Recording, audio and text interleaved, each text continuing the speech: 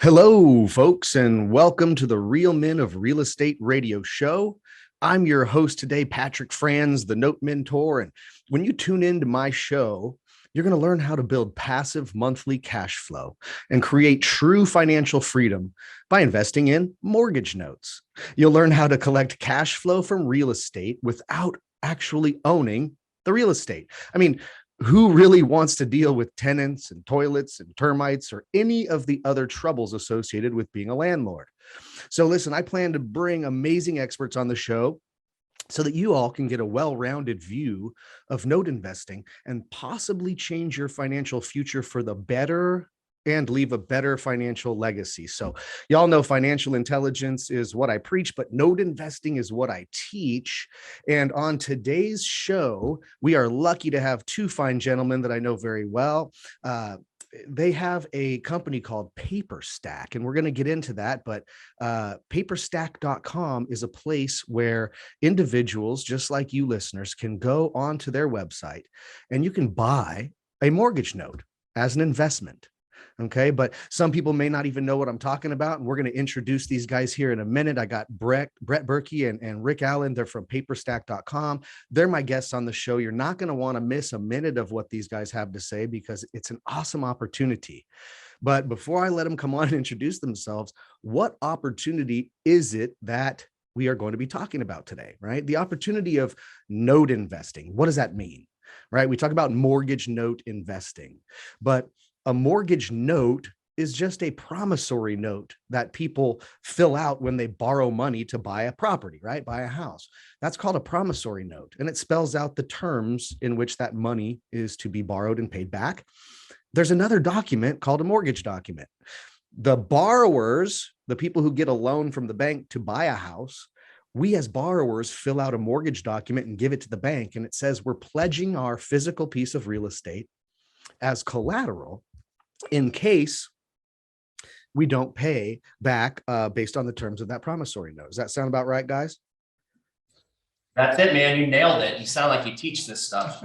I teach it. I teach it at the noteinvestoruniversity.com. A lot of people on the show may go to my website and check out the coaching and all that. And, I want to coach people, right? It's a team effort in this industry, right? Brett and Rick, I'm going to coach a whole bunch of people, newbies into the note investing industry. And for crying out loud, I don't have enough notes in my own personal portfolio to sell them. And so for as many coaches like me are in the industry teaching new note investors how to become an expert in this field, is going to be creating a lot more customers for people like you guys at PaperStack because you're a great place to buy these notes, right? But digress for a moment and talk about when we buy a mortgage note as an investor, right? What we're doing is we're taking over future promised payments. And so when we talk about collecting cash flow from real estate, without owning the real estate, that's what we're talking about. We're talking about taking the place of a bank, right? For years and years, banks and large funds, hedge funds and such have been making tons of money off of real estate without actually owning the real estate. And so I just want to let everybody know when we buy a mortgage note, we're investing in the future promised payments. That's what we're buying. We're buying a future payment stream.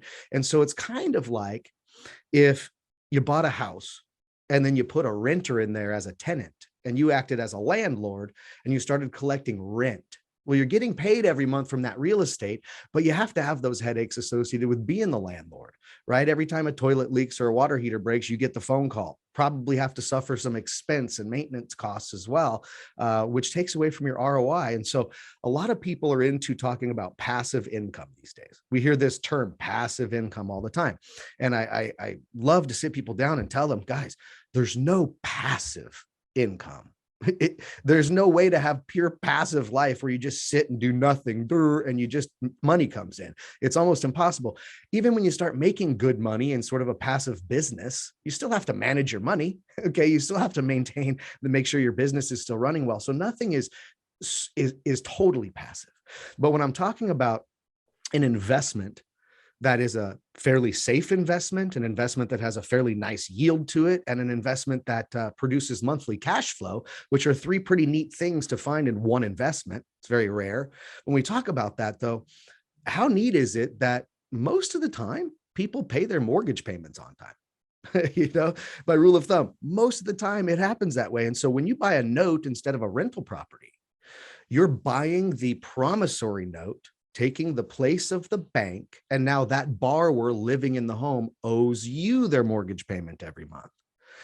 And so if you can imagine, as an investor, you're collecting a monthly mortgage payment with interest and profit every single month that hits your bank account.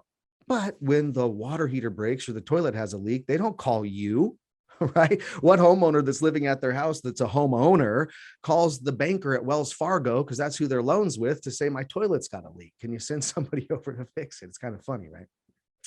So that's mortgage note investing, folks, is what we're trying to preach about here. But it's a really, really wonderful investment vehicle for some of us that have been doing investments and dealing with raising capital for over 20 years and such. I've never really seen a better investment vehicle, to be honest, by way of safety, again, yield and cash flow all combined in one spot. But I'd go ahead and bring you guys on, man, because, you guys both got into notes in a different manner, right? And again, folks, I have Brett Berkey, Rick Allen. They're from paperstack.com. Hey guys, how do you spell paperstack.com? Just how it sounds, or just no K. So it's paperstac.com. That's right. So paperstac. Yeah, He's got the shirt on if you're able to watch the video footage here. But for you on the radio, Paperstack without the K, right? Paperstack.com. And this is such a cool thing. I don't want to get too far into Paperstack just yet, but let's maybe say, how'd you guys get into notes? Let me ask you that. Let's start with Rick, right? Rick, how'd you get into note investing, and when was this? So it was about a decade ago. I owned in 2008, I started my own investment, real estate investment company as the market's crashing. That we were going to start sourcing inventory, doing some wholesale stuff, building a rental portfolio, fix and flips. And I did that for about 3 years until the end of 11. I think we did around 400 houses. In the time, the market started to constrict. People like Blackstone were going to the auction, paying 105% of the market value on a property, which kind of squeezes out the little guys. There was still plenty of inventory, but at the time I was getting tired. My other partner, TJ, was getting tired. And so we said, well, let's sell off the company to our third partner. We're going to go do our own thing, some small fix and flips, really going to have a lifestyle business, play some golf, raise my kids. That lasted about 3 months. And an asset manager called me and said, hey, actually it was an REO agent called me. And he said, I have an asset manager looking to see if I know anybody that would buy a note. So I said, yeah, I'll take a look at it. It was a frame duplex in Winter Garden, Florida, just outside of Orlando. And the debt was 90 grand. And I told him I'd give him 8,000 for it. The REO agent was yelling on me on the phone. I was like, look, tell him 8 grand. And they countered me at 8,400. So I said, yeah, I'll take it. I got into it. We actually, the borrower signed the house over to us. She said she had five foreclosures going on. She didn't need another one. So she signed the house over. We listed it for $19,000 and it sold for $38,000. And that was all done within about 14 days. I literally had the title company saying, well, I need to show that you own this note. I'm like, well, okay, how do I do that? She's like, well, I need an assignment of mortgage. I go, I don't even know what you're talking about. She's like, you should have a file. And so I called up, I bought it from Condor Capital. And I asked him, I was like, hey, do you have a file for me? They're like, yeah, the collateral file will be going out. And I was like, well, I already sold this. I need it. So they actually overnighted everything to my title company, who recorded that along with the quitclaim deed and the deed and everything there. So it was it was kind of a whirlwind. But when I talked to everybody else in Central Florida, I'm like, hey, do you know anything about buying notes? And they didn't know what was going on. They had no idea. So I was like, we're on to something. So we started doing it over and over again because nobody we were talking to. And I'd been investing in distressed assets for, at that time, like 7 years. So I had a pretty good base of people I knew, and nobody was buying notes. And so I was like, oh, this is a huge opportunity. And so we just set sail and started doing that. Yeah. It seems like a lot of folks didn't even know that note investing existed as an investment vehicle prior to, say, like 2009-ish. Right. It feels that way.